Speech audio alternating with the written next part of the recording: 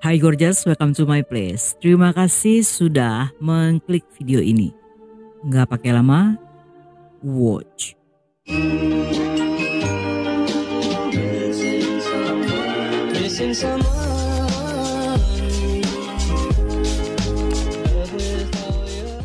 Walaupun Bing Hong kuliah dalam jurusan kimia, tetapi pemuda itu bercita-cita untuk membuka usaha sebuah kafe. Dan di awal 2008, dia berhasil mewujudkan idenya. Setelah menemukan tempat yang bagus, dengan lingkungan tenang di tepi sungai Danshui di distrik Bali, kota New Taipei. Bersama dua temannya bernama Si Cheng dan Dian Feng, mereka resmi membuka kafe yang diberi nama Momo's Coffee Shop. Kafe ini terkenal dengan kopi, serta juga menjual bir buatan sendiri. Meskipun berada di lokasi yang saat itu bukan merupakan tempat populer, tetapi mereka berhasil menjalankan bisnis. Dan karena kekurangan pekerja, mereka merekrut beberapa pekerja paruh waktu yang salah satunya bernama Yihan. Di antara pegawai lainnya, Yihan sangat bisa diandalkan dan cepat beradaptasi. Gadis itu sangat cekatan karena sejak kecil telah terbiasa membantu ibunya saat berjualan ikan di pasar Kaohsiung, dan semasa SMP juga pernah bekerja di kedai teh susu. Hal ini membuat Bing Hong sangat senang dan seolah mendapatkan pegawai yang sangat berharga. Di saat pegawai lain bekerja sesuai aturan, gadis ini memiliki cara sendiri dalam menarik para pelanggan. Dia mampu mengingat dengan jelas nama-nama pelanggan serta minuman kesukaan mereka. Dengan wajah yang selalu tersenyum, Yihan bahkan memanggil pelanggan dengan sebutan sayang. Apapun jenis minumannya, gadis ini bisa menjelaskan rasanya dengan sangat baik, yang diucapkan dengan suara lembut seperti angin sepoi-sepoi yang bertiup. Selain itu, Yihan juga teliti dalam detail pekerjaan seperti membersihkan toko. Dan karena hal inilah, perlahan Bing Hong mulai memberinya banyak wewenang.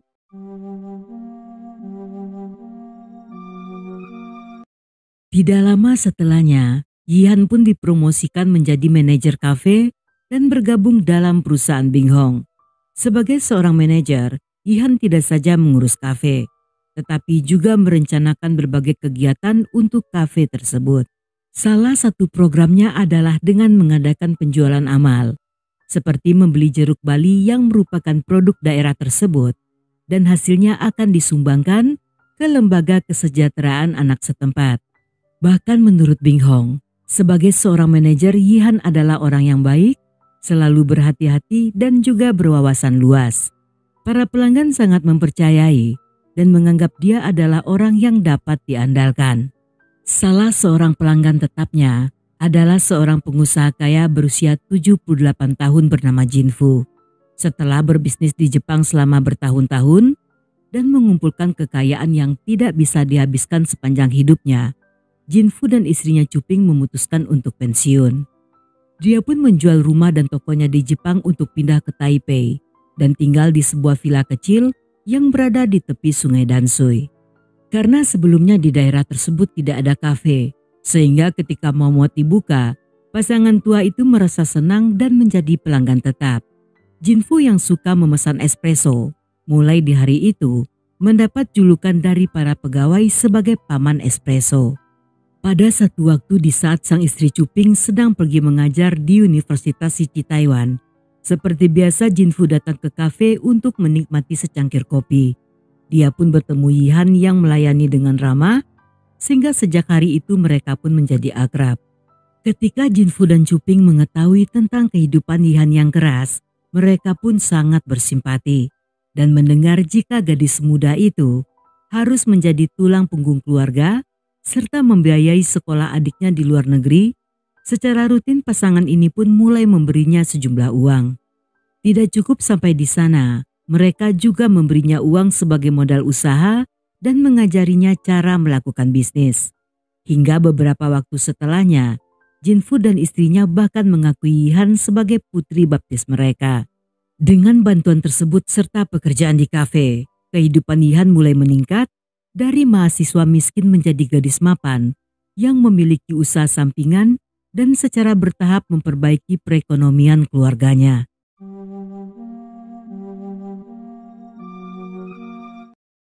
Tidak seperti biasanya, sejak 17 Februari 2013 hingga beberapa hari ke depan, Jinfu dan istrinya tidak terlihat di mana-mana.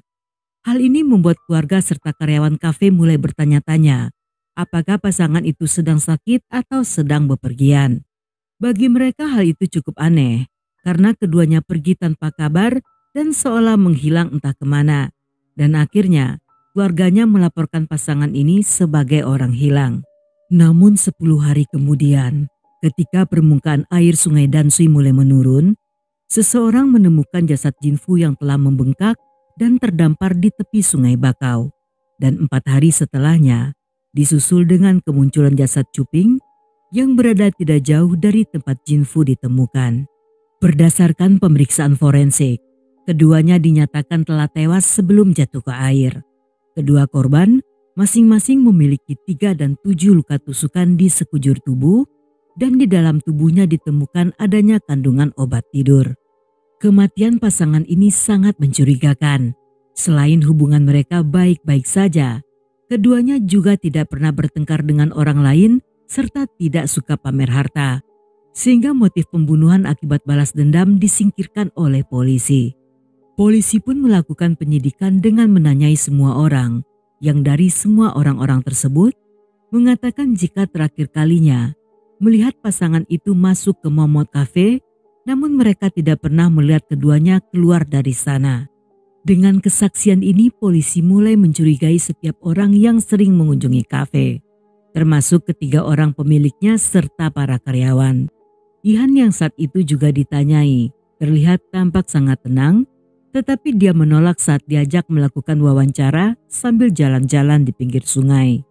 Karena saat itu belum ditemukan bukti penting apapun, sehingga polisi tidak bisa melakukan apa-apa selain hanya menunggu info terbaru. Dalam masa-masa ini, polisi melakukan penyidikan dengan berbagai cara, termasuk memeriksa riwayat transaksi bank milik pasangan itu. Dalam salah satu rekaman bank, mereka menemukan seorang wanita tua yang mencoba menarik uang milik Cuping yang diambil melalui teller bank. Yang setelah diteliti, salah seorang pegawai bank berhasil mengidentifikasi jika wanita itu adalah Ihan yang menyamar dengan tampilan seperti orang tua. Ketika Ihan dibawa ke kantor polisi, saat itu Bing Hong merasa bingung dan menduga jika polisi telah melakukan kesalahan. Namun keesokan hari pada jam 4 dini hari, pria itu pun semakin bingung karena saat membuka pintu toko, matanya menjadi silau akibat lampu kamera wartawan yang telah bergerombol memotret dirinya sambil bertanya mengapa Bing Hong membunuh Jinfu dan istrinya. Tetapi sebelum pria itu sempat menjawab, dia pun dibawa ke stasiun oleh polisi yang juga telah berada di sana. Sesampainya di sana, Bing Hong sangat kaget ketika melihat kedua rekannya Si Cheng dan Dian Feng yang juga ikut ditanyai. Dia pun menegur kedua rekannya yang seketika ditegur oleh polisi karena sesama tersangka dilarang untuk saling bicara. Saat itu Bing Hong juga sempat dipertemukan dengan Ihan, tetapi kali ini dia memilih untuk tidak bicara akibat teguran sebelumnya.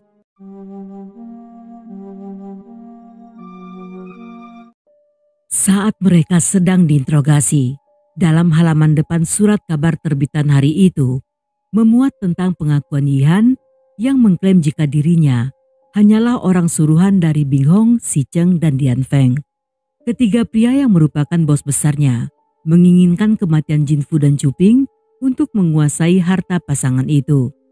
Menurut gadis itu, mereka bertiga sedang mengalami kesulitan keuangan di kafe dan Bing Hong lah yang memaksa untuk memasukkan obat tidur dalam minuman pasangan itu dan membunuhnya setelah mengambil kartu ATM-nya. Setelah kematian Jinfu dan Cuping, Bing Hong juga menyuruh Ihan untuk membakar uang kertas berwarna emas yang merupakan pengganti uang bagi orang yang telah meninggal. Di saat bersamaan, polisi juga mendapat laporan dari seseorang yang mengaku jika sehari sebelum jasad Jinfu ditemukan, dia melihat ada 2 orang yang sedang membakar kertas emas di hutan bakau yang berdekatan dengan TKP Jinfu. Dan ketika polisi menanyai pemilik toko kertas, pria itu mengatakan jika yang membeli kertas emas tersebut adalah seorang wanita dan seorang pria. Namun dia sendiri tidak yakin apakah pria itu Binghong atau orang lain. Selama ketiga pemilik kafe diinterogasi, hampir semua orang mempercayai perkataan Yihan. Menurut mereka, Yihan yang bertubuh mungil tentunya tidak akan bisa menghabisi dua orang sekaligus dan akan lebih masuk akal jika semuanya dilakukan oleh ketiga bosnya. Berdasarkan penyidikan polisi yang memeriksa CCTV di sekitar daerah tersebut, mereka tidak menemukan satu bukti pun yang menunjukkan jika Binghong, Si Cheng, dan Dian Feng terlibat. Bahkan di dalam kafe, mereka tidak menemukan alat pembunuhan ataupun pakaian berdarah. Namun tak apa yang terjadi. Keesokan harinya tiba-tiba Yihan menarik semua pengakuan dan mengatakan jika pengakuan tersebut dibuat atas paksaan polisi. Dan karena hal ini, ketiga bosnya dibebaskan dengan membayar uang jaminan.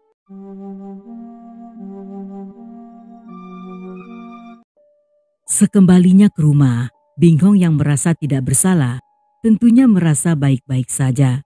Terutama setelah Yihan mengaku jika semua kesaksiannya adalah kesaksian palsu. Untuk membersihkan namanya, melalui akun Facebook milik kafe, Binghong pun memposting sesuatu untuk menjelaskan apa yang telah terjadi. Tetapi sayangnya, postingan tersebut justru mendapat ribuan komentar penuh hinaan dari netizen yang masih belum percaya jika Binghong tidak terlibat. Untuk membuktikan jika dirinya tidak bersalah, Binghong pun memeriksa setiap rekaman CCTV yang ada di sepanjang jalan dari kafe hingga ke TKP. Dengan alasan telah kehilangan barang, bersama dengan istrinya, Binghong meminta izin pada para pemilik toko serta gedung untuk melihat rekaman CCTV mereka. Hingga beberapa waktu setelahnya, dalam sebuah rekaman, dia berhasil menemukan penampakan Yihan yang bolak-balik sebanyak 2 kali menuju sungai sambil membawa kedua korban yang tampak tidak sadarkan diri. Yang setelah membawa korban kedua, sekembalinya dari TKP, gadis itu tampak telah berganti pakaian.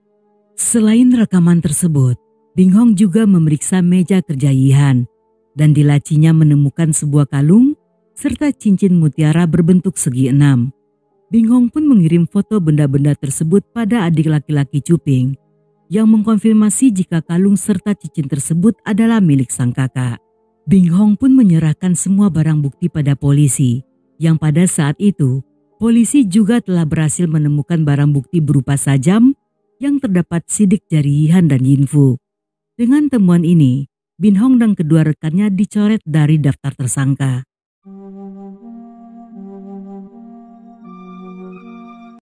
Sejak kecil Yihan yang telah kehilangan ayah tinggal bersama ibu dan adiknya.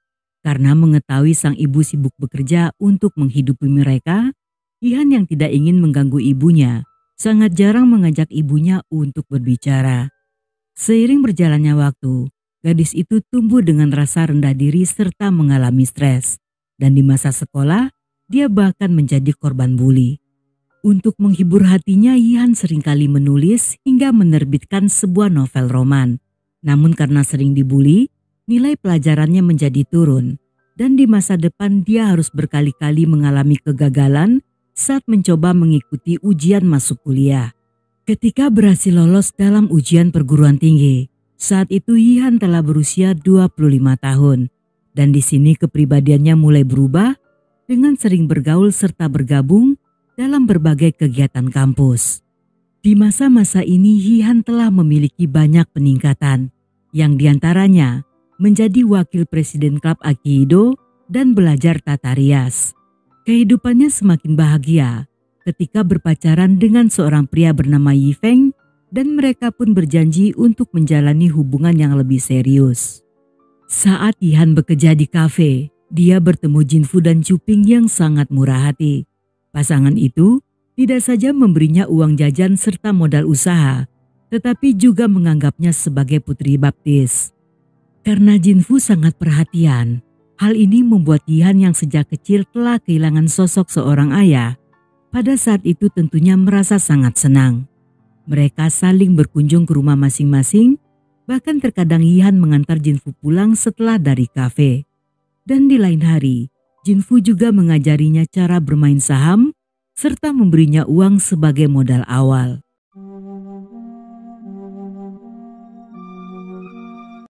Pada satu waktu Yihan berkunjung ke rumah Jinfu, yang di sana dia meminum segelas jus dan setelahnya sangat kaget karena terbangun di tempat tidur pria itu.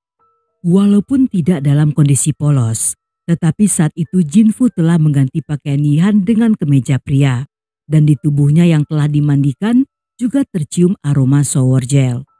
Jinfu mengatakan jika apa yang dilakukannya bukanlah pemerkosaan karena Yan sendirilah yang datang ke rumahnya secara sukarela. Setelahnya pria itu membuka kotak perhiasan milik istrinya dan memberikan sebuah perhiasan pada gadis itu. Menurut pengakuan Yihan, dia sangat takut untuk memberitahu keluarga serta pacarnya. Namun karena membutuhkan uang, sehingga di hari-hari berikutnya walaupun dengan setengah hati, Yihan selalu menerima setiap ajakan Jinfu untuk melakukan happy ending. Setiap kali mereka selesai melakukannya, pria itu akan memberinya banyak perhiasan serta uang yang di saat insiden tewasnya Jinfu, diketahui Yihan telah memiliki sebanyak 18 buah perhiasan.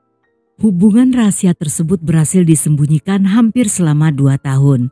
Namun ketika Yihan berencana akan menikah dan ingin mengakhiri hubungan tersebut, dia pun mengaku pada Yifeng tentang rahasianya yang tampaknya pria itu menerima masa lalu dari sang kekasih. Namun ketika Yihan memberitahu Cuping tentang hubungan terlarang antara dia dan suaminya, alih-alih menjadi marah, wanita itu justru bersikap santai seolah tidak peduli dan berkata jika hal tersebut bukanlah urusannya. Dalam masa-masa ini, tiba-tiba Jinfu mengajaknya untuk menikah, yang hal ini membuat Yihan kesal dan mulai menghasut Jinfu untuk melenyapkan istrinya. Dia bahkan mengatakan jika pria itu bisa membawakannya emas batangan milik Cuping, maka dia akan menikahinya dan membatalkan rencana pernikahan dengan Yifeng. Jinfu pun setuju dengan ide tersebut karena menurutnya dia dan istrinya sudah lama tidak pernah lagi melakukan pembuahan. Mereka pun mengatur rencana dengan memasukkan obat tidur ke dalam minuman Cuping dan membunuhnya, yang seolah-olah karena mabuk, wanita itu secara tidak sengaja telah terjatuh ke dalam sungai. Dengan kematian Cuping, Yihan memperkirakan akan mendapat uang miliaran dan sebuah rumah mewah. Setelah berhasil membuang wanita itu ke dalam sungai, dan atas suruhan Junfu dengan menyamar sebagai Cuping, Yihan pun mendatangi bank untuk menarik uang serta membuka brankas yang semua isinya diambil oleh pria itu. Namun beberapa waktu setelahnya, Jinfu pun tewas dan dibuang ke sungai yang sama. Yihan memilih untuk membunuhnya karena tidak ingin lagi meneruskan hubungannya dengan pria itu. Semua pengakuan Yihan yang dramatisir tentunya tidak berhasil mengelabui polisi. Walaupun untuk membuktikan kedekatan mereka, gadis itu sempat menyebutkan beberapa ciri-ciri tubuh bagian dalam milik Jinfu. Tetapi menurut polisi, ciri-ciri tersebut merupakan ciri-ciri umum yang ada pada semua lansia, seperti bintik-bintik penuaan di belakang lengan dan bulu dada yang telah beruban. Selain itu, Yihan juga menyebutkan tentang bekas gigitan babi hutan yang ada di paha Jinfu, yang setelah diperiksa, di tubuh Jinfu tidak memiliki bekas luka tersebut. Berdasarkan rekaman CCTV di rumah Jinfu, Yihan hanya terlihat beberapa kali datang ke sana, yang hal ini tentunya tidak bisa dijadikan bukti tentang kebenaran hubungan mereka. Namun Yihan kembali merubah pengakuan dengan mengatakan jika hubungan happy ending di antara mereka hanya terjadi sekitar 6 kali. Dan karena itulah dia terlihat jarang datang ke rumah itu.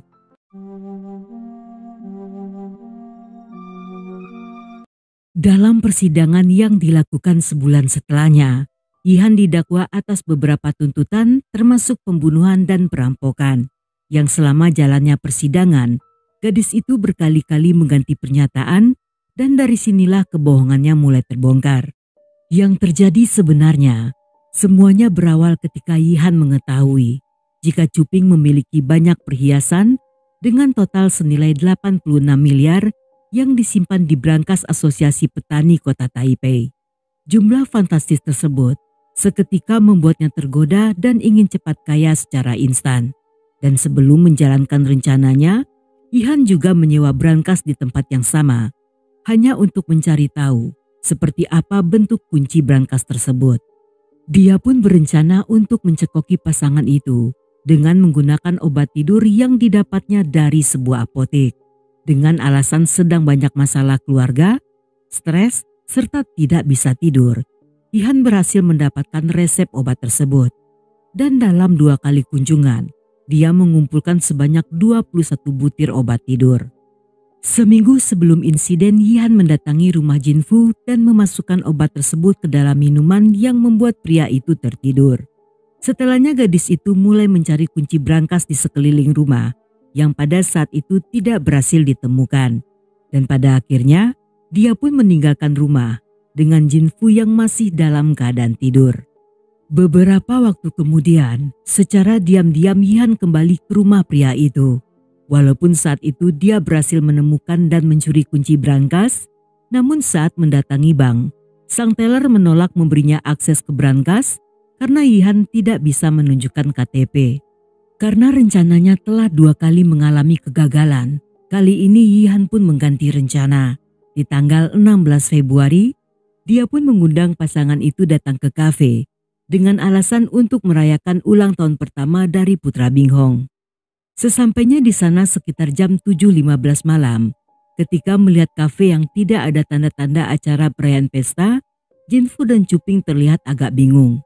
Ketika menanyakan hal tersebut pada Binghong, pria itu mengatakan jika ulang tahun putranya akan diadakan minggu depan. Namun dengan cepat Yihan meminta maaf dengan alasan bahwa dirinya telah salah memberi info. Sebagai ucapan permintaan maaf, sebelum pergi meninggalkan kafe, Binghong mengundang mereka untuk duduk dan memberi 2 kaleng bir. Yang setelahnya, Yihan juga memberi mereka 2 gelas air putih yang sebelumnya telah dicampur obat tidur. 15 menit kemudian, ketika Jinfu melihat istrinya mulai pusing, dia pun meminta Yihan untuk mengantar Cuping pulang yang dibawa keluar melalui pintu belakang kafe. Yang setelahnya pada jam 8.30 malam, kali ini Jinfu lah yang meminta Yihan untuk membantunya pulang.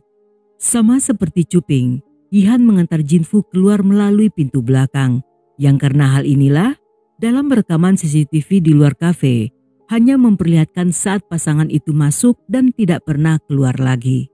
Kedua korban yang karena mabuk tentunya tidak menyadari saat dibawa ke hutan bakau yang berada di pinggir sungai dan dibaringkan di atas tanah. Namun sebelum menjalankan rencananya, tiba-tiba Jinfu tersadar dan bertanya apa yang sedang Yihan lakukan. Takut perbuatannya akan terbongkar, Yihan pun menikam pria itu sambil membekap mulutnya agar tidak bisa berteriak.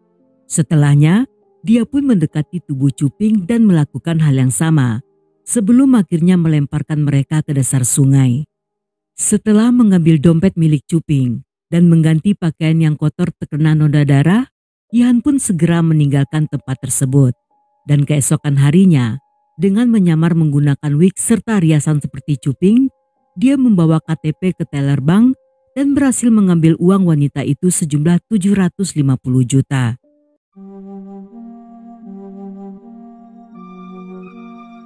Sejak penangkapannya, Yihan telah 4 kali memberikan pengakuan dalam 4 versi. Dan dalam persidangan yang dilakukan pada 21 Mei, Yihan kembali merubah pengakuan dengan mengatakan jika dialah satu-satunya yang merupakan pembunuh pasangan itu. Karena Yihan telah berkali-kali berbohong, kejaksaan memutuskan untuk melakukan tes poligraf hingga 4 kali yang semuanya gagal dilewati oleh gadis itu. Walaupun telah terbukti bersalah, namun masih banyak orang-orang yang tidak percaya jika Yihan sebagai pelaku tunggal dan menduga jika Yifeng sang kekasih juga ikut terlibat. Dan menurut jaksa, meskipun tidak ada bukti langsung bahwa Yifeng berada di TKP, namun ada banyak petunjuk yang berhubungan dengan pria itu. Yang diantaranya, luka di leher Jinfu berada pada sebelah kiri, yang artinya pelaku adalah seorang kidal dan Yifeng juga seorang kidal. Di hari kejadian sebelum melakukan penyerangan, diketahui Yifan menelpon Yifeng sebanyak 21 kali dan beberapa waktu sebelum membunuh pasangan itu, mereka juga kembali melakukan panggilan telepon. Sedangkan Yifeng selama Yihan ditahan, dengan setia mengunjungi gadis itu sebanyak 300 kali. Setiap kali jam kunjungan, pria itu akan datang sejak pagi untuk mengambil antrian karena takut jika seandainya dia terlambat. Dan jika sedang tidak bisa datang, dia akan mengirimkan makanan serta surat yang dititipkan melalui para sipir penjara. Dalam akun Facebooknya, Yifeng juga menuliskan sebuah postingan yang mengatakan, jika seandainya satu saat nanti dia menikah dengan orang lain, maka dia akan tetap mengingat dan mengirim surat pada Yihan. Hal ini membuat banyak orang curiga dan menduga jika telah terjadi kesepakatan di antara mereka berdua, sehingga Yifeng yang takut rahasianya terbongkar dengan rutin datang menemui Yihan untuk memastikan sang kekasih tidak membuka rahasia. Tetapi hingga saat ini semua dugaan tidak bisa dibuktikan dan akan tetap menjadi rahasia di antara mereka berdua. Karena hal ini, walaupun keluarga korban ingin Yifeng ikut diadili, namun semua asumsi tersebut tidak bisa dibuktikan karena tidak ditemukan adanya bukti kuat atas keterlibatan Yifeng dalam kasus itu. Dan 6 bulan kemudian, Yihan pun divonis dengan hukuman mati, namun dia berhasil mengajukan banding yang merubah hukumannya menjadi penjara seumur hidup. Setelah kejadian tersebut, Binghong yang dianggap tidak bisa mengatur serta mengawasi bawahannya, mendapat hukuman berupa membayar denda pada keluarga korban sejumlah 1,8 miliar. Pria itu bagaikan jatuh dan tertimpa tangga karena dia serta rekan-rekan bisnisnya harus menghadapi bisik-bisik tetangga sekaligus mengalami penurunan dalam bisnis kafe akibat imbas kasus itu. Dan satu hal yang tidak pernah dia bayangkan, jika kebaikannya pada Yihan selama ini justru menjadi bumerang bagi diri sendiri.